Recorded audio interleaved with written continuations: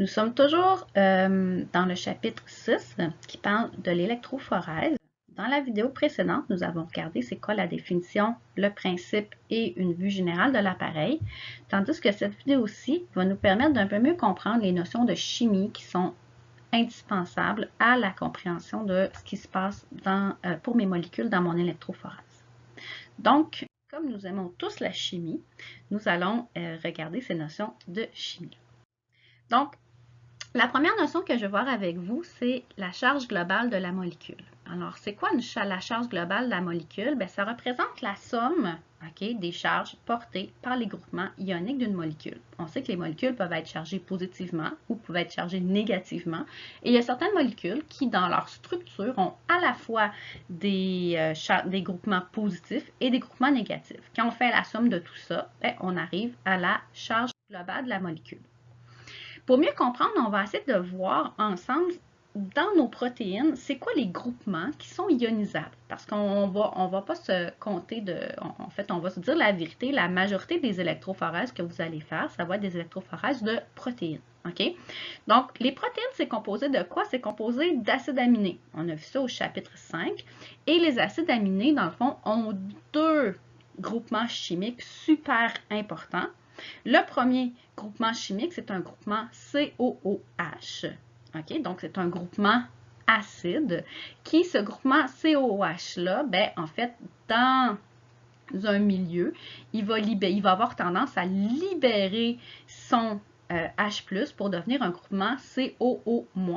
CO-, c'est chargé négativement. L'autre groupement super important qu'on retrouve sur les acides aminés, c'est le groupement amine. Donc, c'est le groupement NH2+, qui lui est un groupement basique. Qui lui, qu'est-ce qu'il va avoir tendance à faire? Bien, il va avoir tendance à venir accepter des ions H+, pour devenir NH3+. Donc, on a deux types de groupements ionisables dans les protéines qui sont composés d'acides aminés, les groupements acides, CO-, et les groupements basiques, NH3+. Alors, si on veut se pratiquer un petit peu, alors ici, je vous ai mis un exemple, c'est un acide aminé, puis je vais vous demander c'est quoi la charge globale de cette molécule-là. Alors, prenez 2 minutes pour le regarder, arrêtez la vidéo au pire. Puis après ça, on va regarder la réponse. Donc, si je regarde la structure de cette protéine-là, c'est quoi sa charge globale? Bien, ça va être plus 1. Parce que vous regardez ici, j'ai un groupement NH3+. Puis après ça, je peux me poser la question, est-ce que cette molécule-là va migrer vers la cathode ou elle va migrer vers l'anode? Elle est chargée positivement, donc elle va migrer vers la cathode.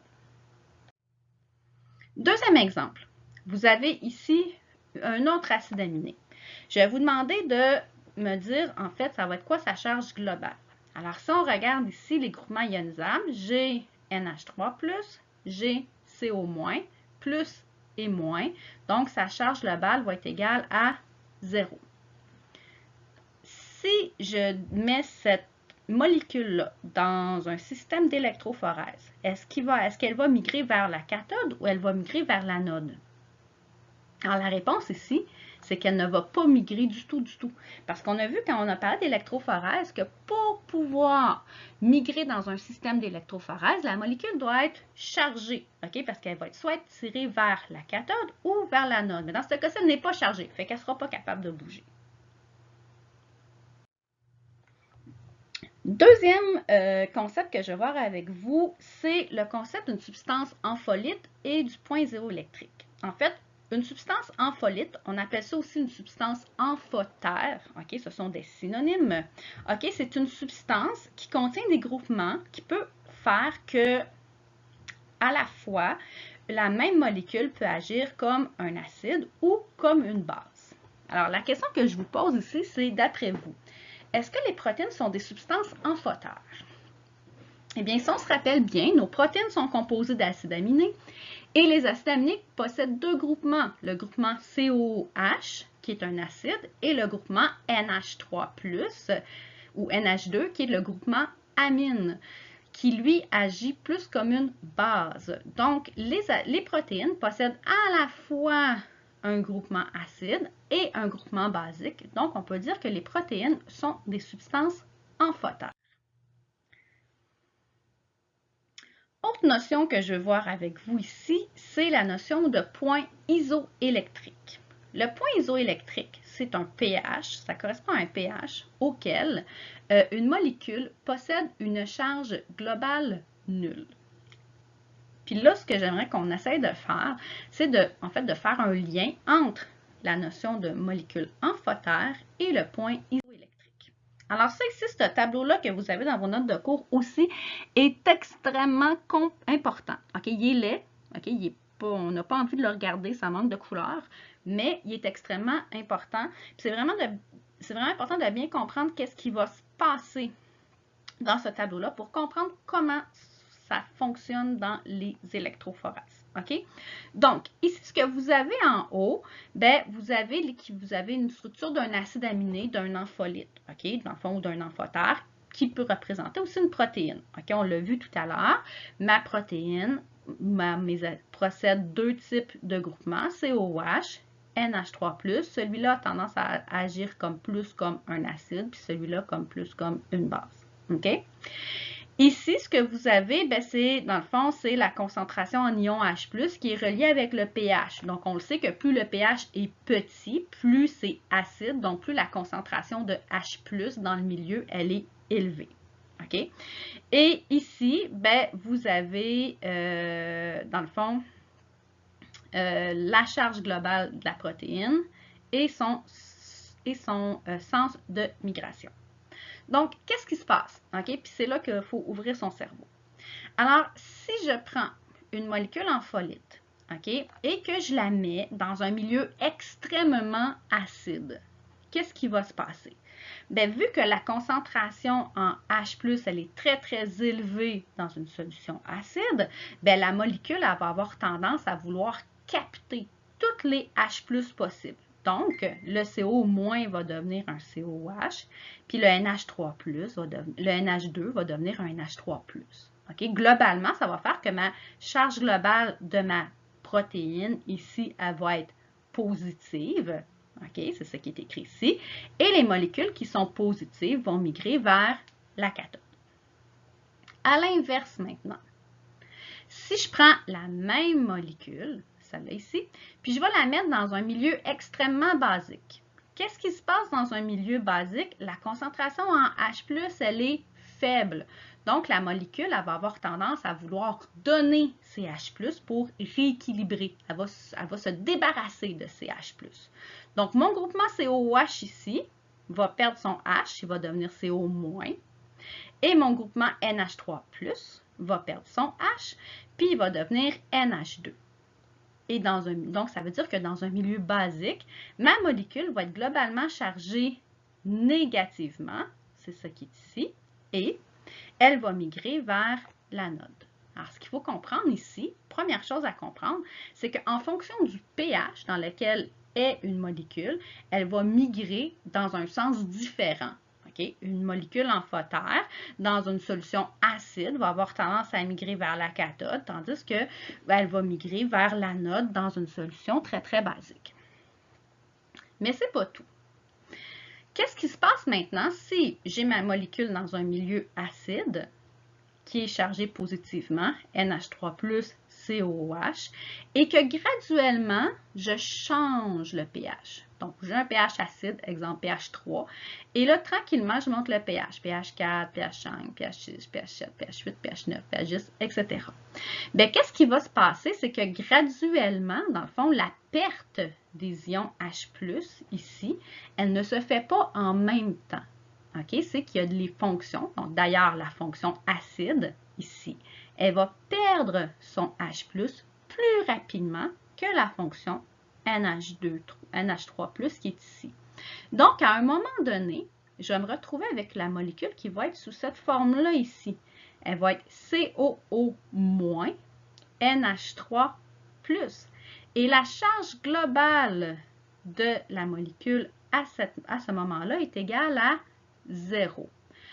Au pH à lequel cette transformation-là a lieu, c'est ça qu'on appelle le pH isoélectrique, le point isoélectrique. Donc, la charge, elle est nulle et la molécule ne migre plus. Deux choses à se rappeler ici. OK? Dans un premier temps, c'est que lors de cette transformation-là, on passe d'un milieu acide à un milieu de plus en plus basique. La première chose à se rappeler, c'est que c'est toujours les molécules, c'est toujours la fonction COH qui va perdre son H en premier, qui va devenir CO-. Et dans un deuxième temps, si je rends ça encore plus basique, ben là, ça va être le NH3+, qui va devenir un NH2. OK? Ça, c'est la première chose à se rappeler. Deuxième chose à se rappeler, super important aussi, c'est que le pH à lequel cette transformation-là se fait, donc le pH isoélectrique ici de la molécule, va varier en fonction de la molécule. Donc, ce pH isoélectrique-là va dépendre d'un paquet de choses dans une molécule, puis il va être différent d'une molécule à l'autre, puis ça ne sera pas nécessairement le pH neutre de 7. D'accord? Troisième chose à se rappeler, si une molécule, comme on le voit ici, est dans un pH qui est plus acide que son point isoélectrique, elle va être chargée positivement. Une molécule qui est dans un environnement où le pH est plus grand et plus basique que le point isoélectrique va être chargée négativement. Donc, un petit résumé ici. Une molécule dans un milieu acide, le pH est plus petit que le point isoélectrique chargé positivement. Une molécule dans un milieu basique, le pH est plus grand que le point isoélectrique chargé négativement. Et deuxième chose à se rappeler, le point isoélectrique n'est pas nécessairement au pH neutre de 7 et il est différent pour chacune des molécules. Alors, pour être sûr que vous avez bien compris, okay, j'ai un exemple d'application pour vous. Alors, on va parler du collagène, okay, qui est une protéine qui a un PI de 4. Donc, son point isoélectrique est de 4. Et je vais vous demander, dans le fond, pour chacun des pH suivants. Donc, on imagine que je prends mon collagène et je le mets à pH 3, à pH 11, à pH 6.1, etc. Je vais vous demander pour chacun des pH quelle sera la charge globale de la molécule et dans quel sens ça va migrer. Est-ce que ça va migrer vers la cathode ou ça va migrer vers l'anode? Alors, arrêtez la vidéo, faites l'exercice et on reprend ça dans 3-4 minutes.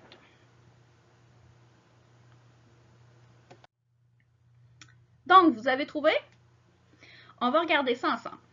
Donc, qu'est-ce qui va se passer à pH 3? À pH 3, ma molécule, elle se trouve dans un milieu où le pH, okay, est plus petit que le point isoélectrique de la molécule. Donc, je vais être dans un milieu acide. Dans un milieu acide, il y a beaucoup de H+. Ma molécule va être chargée positivement et elle va migrer vers la cathode. Si à l'inverse, je mets la molécule dans un milieu très, très basique, à pH 11, qu'est-ce qui va se passer? Bien, le pH va être plus grand que le point isoélectrique. Donc, je vais être dans un milieu basique. Dans un milieu basique, il n'y a pas beaucoup de H+, donc la molécule va donner ses H+, elle va devenir négative. Et si elle est négative, elle va migrer vers l'anode. À pH 6.1, à pH 6.1, qu'est-ce qui va se passer? Le pH est plus petit que le point isoélectrique. La molécule va être chargée positivement. Elle va migrer vers la cathode. À pH 6.7 ici, le pH est plus grand que le point isoélectrique qui est à 6.4. Donc, la molécule va être chargée négativement, elle va migrer vers l'anode. Et si je place la protéine à 6.4, qui est au même pH que son pH isoélectrique, bien, elle n'aura pas de charge globale et elle ne va juste pas migrer. Alors, j'espère que ça, c'est clair pour tout le monde, ce concept-là, parce qu'on en a vraiment besoin pour bien comprendre la suite.